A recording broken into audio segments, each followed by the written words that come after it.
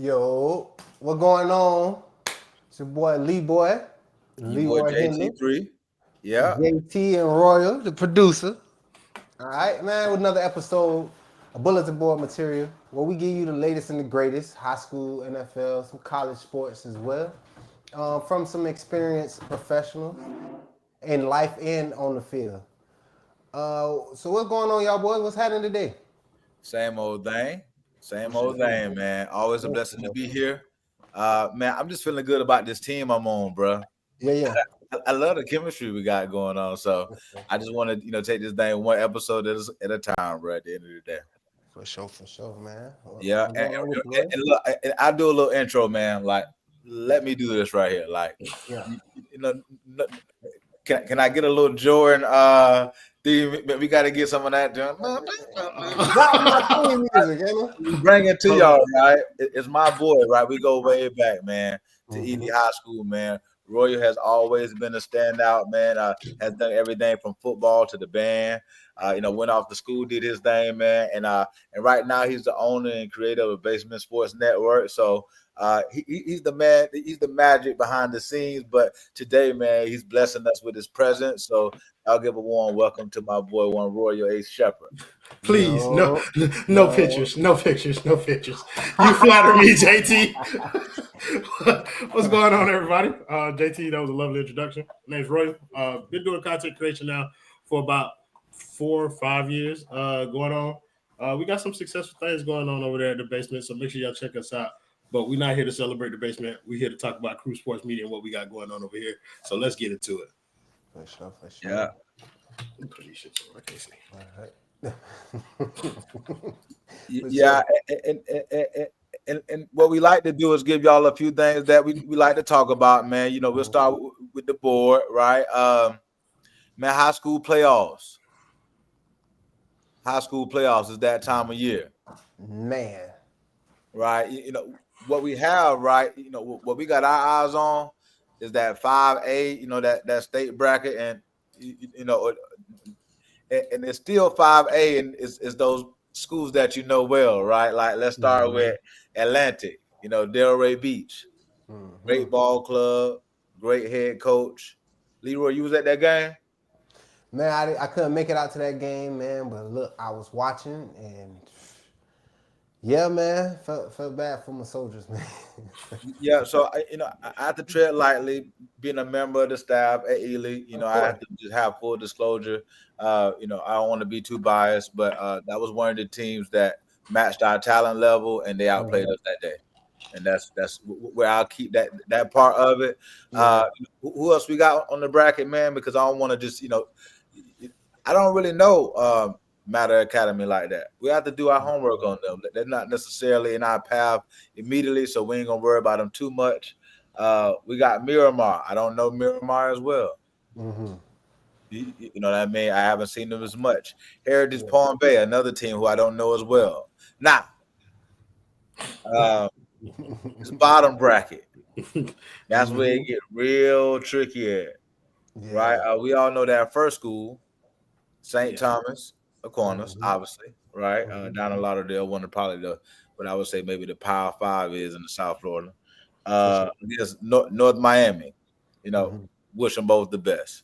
And I would say this, I just think not to underestimate anyone on this bracket, but this is a tough little fort that you got to make it out of down here in that little box right there. And then you got none other than Blanche Ely and Coconut Creek. And, I would say a 3 seed is right where I want to see Blanche Ely High School if I'm speaking outside of my body. Like, I wouldn't want to be the 1 seed. You like the position of being chased or being the person doing the chasing as opposed to being chased? You gotta have a chip on your shoulder. You got to be humble. Like, we done been humbled a few times this year. But I feel like that's a familiar position for Ely, like kind of looking up to where St. Thomas is and trying to chase that. And that's one of the dominant, like you said, it's one of the Power 5 schools down there in South Florida. And I've only been to one Ely game this year. Full disclosure, I live in Tallahassee, so I've only been able to go and see the Tigers play one time. But I was impressed with what I saw, brother. And I feel like that's a talent team, huh? What game did you make? Did you make it to, bro? Homecoming, brother. Okay. What's up? Should have sent you to the E. That's I'm trying to tell you. Damn, I should have had my shirt. I'm gonna pin my shirt up on the wall. I got my shirt here too, boy. Shout out to Yeah, Scooter. man. Shout out to that boy Scooter for making that happen, though. Yeah. But no, like just back on the topic, like I think Ely, like you said, JT, that's a tough bracket, bro. But it's a lot of teams in there that Ely's very familiar with. I feel like they have advantages versus kind of like all those teams, and they have a disadvantage in some cases. Like they don't have like the front that St. Thomas will have on a normal basis. But I feel like Ely, from what I saw, they have a strong run game and they have a dynamic playmaker at quarterback, and I feel like that gives them a chance versus any team like in that bracket. So shout out to Ely for making it this far, and I feel like they got as good a chance as anybody that's making it out of that. Yeah. Just to piggyback off of that, man, and I feel what you're saying about being 3, JT, bro, but I feel like Ely overdue for a fucking break, bro. I'm sorry for my language, but Ely overdue for a break, bro. Like, bro, we always had to crunch the numbers, bro. Like, we ain't never had it easy, bro. We ain't never had the first round. We some Rudy Poots. We're gonna blow through that, get to the next seed, blow through that, and actually make it to the game. That's what we want, though. That's what we want, Leroy.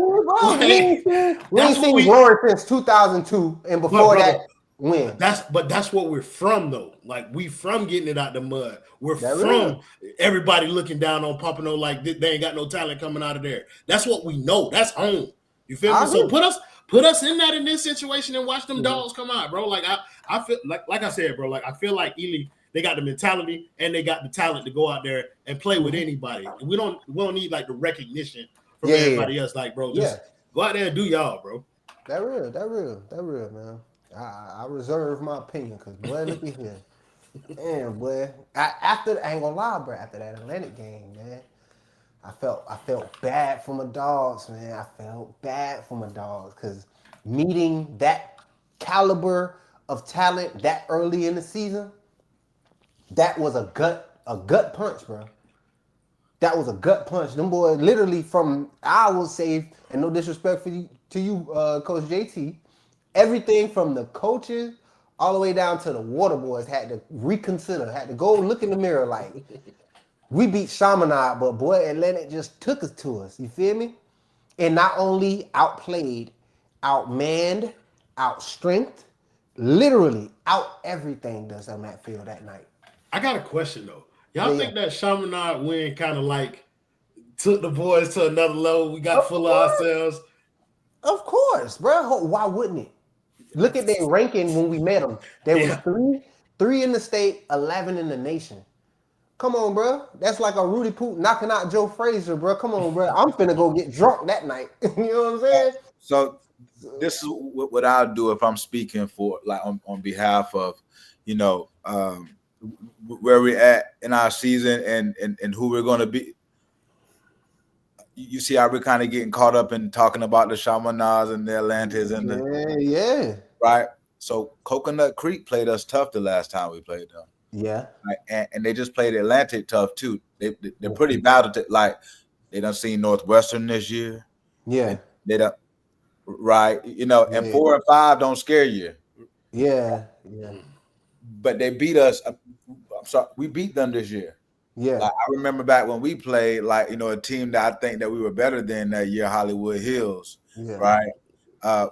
They beat us. Right. Yeah, Chris Anderson, that running back. Yep. Yeah. But they needed to beat us. Yeah. Because we got a little bit better, from that. And then we beat them in the playoffs. Yeah. When they counted, you know what I mean? Yeah. Like we had a chip on our shoulder. I think, of course, if I'm not mistaken, I made the game-winning interception. Yeah.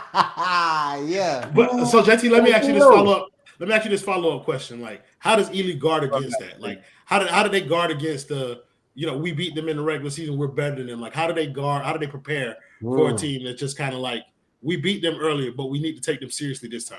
The fundamentals. The fundamentals, tackling, turnovers. Like it's never as complicated as you think. Yeah. I won't speak so much about offense We usually do a good job there. We just have to be fundamentally sound all over the field. Our last game, we got beat pretty bad by a physical and tough Monarch group. Like, got to give them their respect and props. They're much better high school now. Got some Division I athletes over there, and I think that we got a little bit of wake up call, but it will boil down to some of the fundamentals of making sure that we're gap sound and tackling. It's not a very complicated thing for us. We have all the talent in the world. That's crazy. I remember a time when we thought of Monarch as kind of like an afterthought, like they weren't a real program. Yeah. Like, and I mean, I won't speak for everybody on this panel. Like, I'll just speak for myself. Like, as somebody who wasn't playing varsity at the time, Monarch was still a new school back then. You know what I mean? The football program, it wasn't to the level that it is now. But, like, the thinking may still be in place that, you know what I mean, they're still underneath us in terms of caliber of players that they get over there. Leroy, that's not the truth, bro. Yeah. Like, so how you feel Ely guards against the little disease of me thing that's going on with them in Coconut Creek? To be honest, man, it's hard to even like fathom a team like that. Just coming from, more recently playing, 2012. It's been a while, but shit, we still looked at, like you said, Monarch, Stranahan, Coconut Creek as like, bro, that's a stat game. Now you got Coconut Creek meeting you in the playoffs. You know what I'm saying? Schools like that actually showing that they can compete. And I think, of course, that comes with, like our last episode, the transferring, being able to transfer and go right in and play, things of that nature. But to guard against that attitude, it has to be a consistent reminder, like, bruh, this is one and done. It starts with your senior group. Like, bruh, this is my last game, potentially. So I got to go out there and ball. We got to go out there and ball so that we can elongate this season. I can get more stats and get better looks. It starts with leadership. Like a kid like Cam, who just, committed. You looking for the future, yeah, fine. But you still got on that orange and green. So how much are you going to put out there on that field? Are you going to play it like it's your last game, or are you going to play it like it's your last high school game? Yeah. So I know what I don't want to do is not give us a chance to use this as an opportunity to, the kind of passion that we want to see from Ely High School, like, it's similar to that of like Deion Sanders, like when you throwing tortillas at his or tortillas at his kids. Yeah. Mm-hmm. Did you see the video, bro? Mm-hmm. Yeah, hold on. I can get in there. And what happens is, right? I think, long story short, and tell me how you would feel. I know how I would.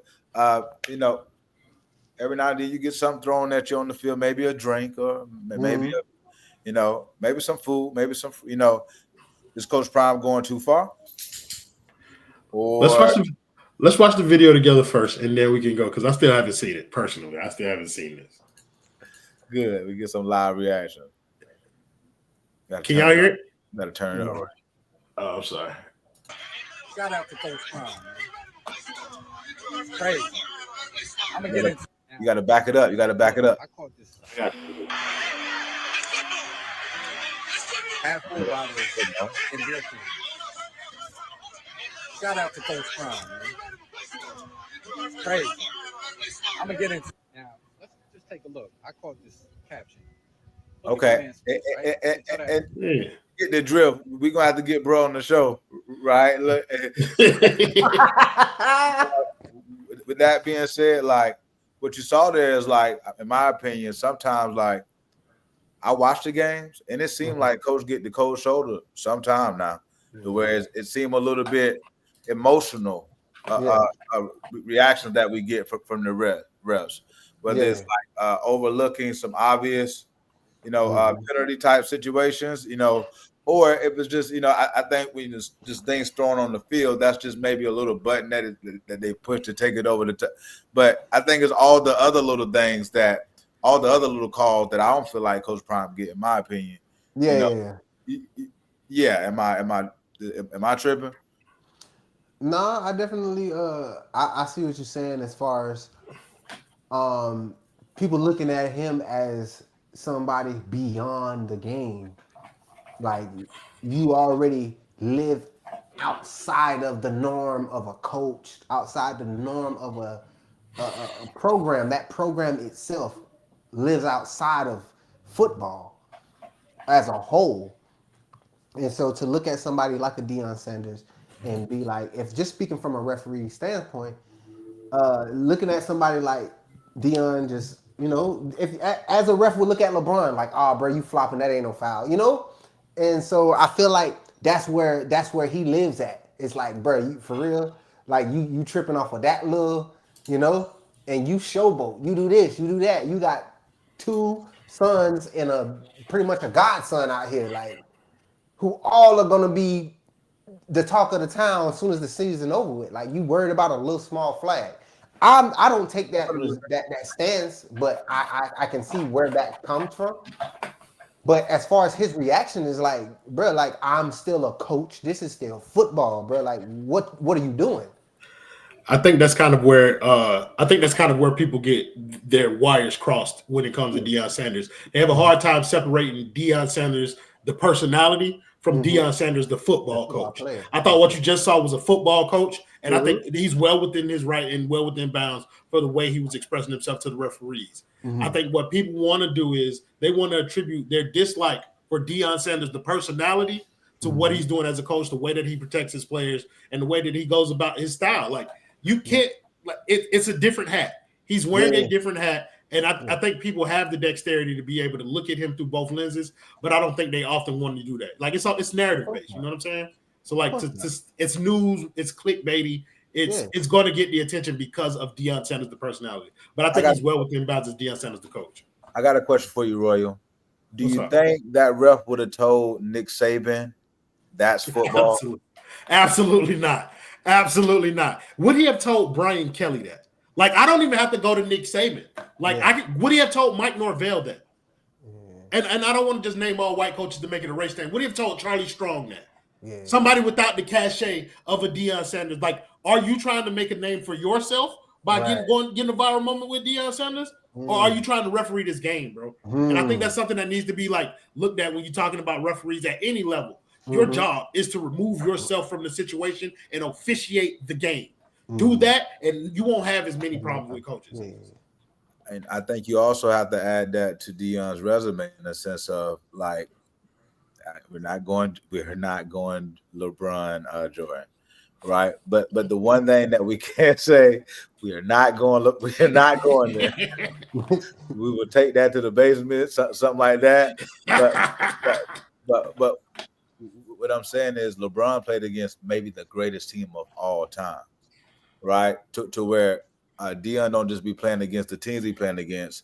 I think he playing against some feelings of the refs as well. Yeah. I can't say this, and I ain't gonna, I respect Deion's game, but I just call it how I see it. So yeah, that's interesting. I never even thought about that. Like adding on to his legacy based off of the additional circumstances of him just being Deion.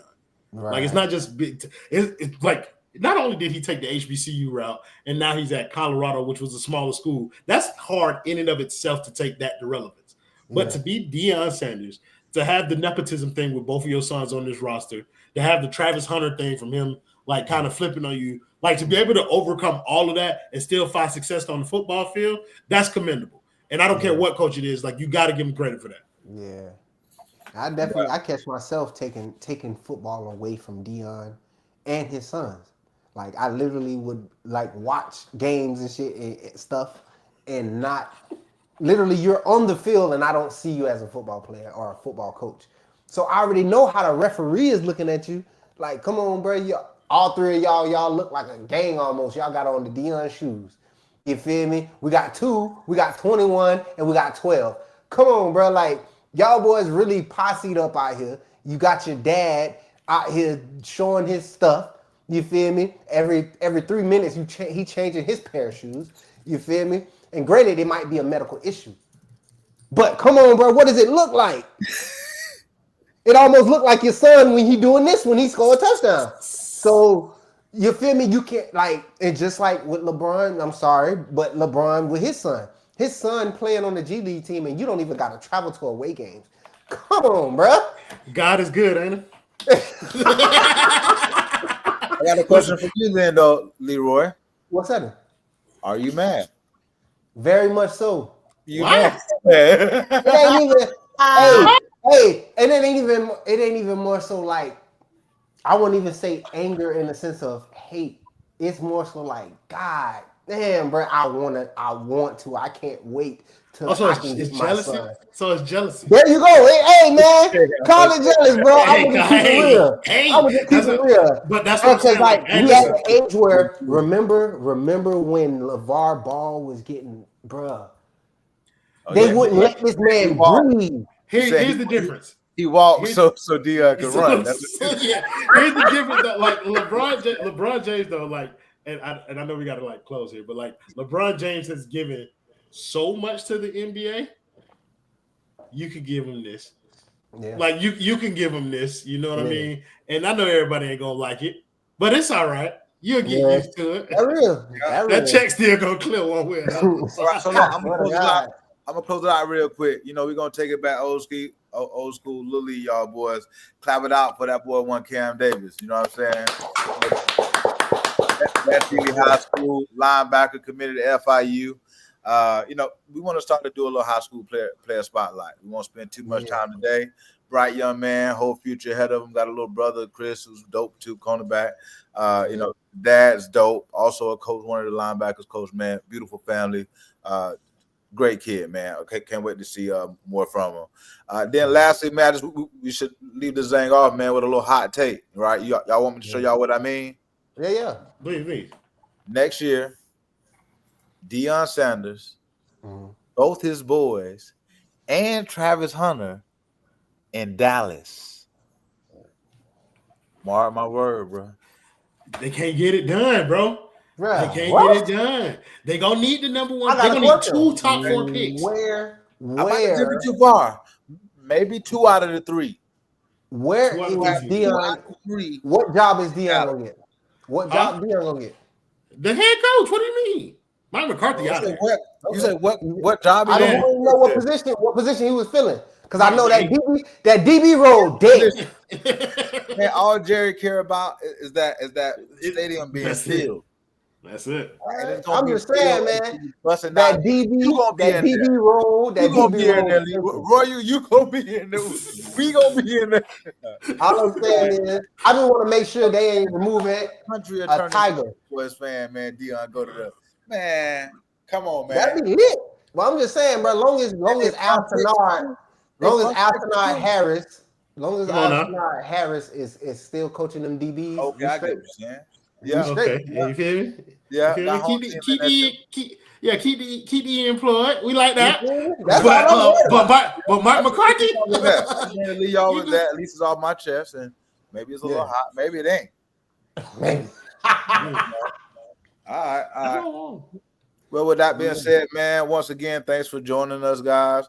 Shout out to the Basement Sports Network for producing this. Shout out to Cool Sports Media, man. We the hottest in the game. Follow our journey. Be a part of this or not. Stay ready. Or not.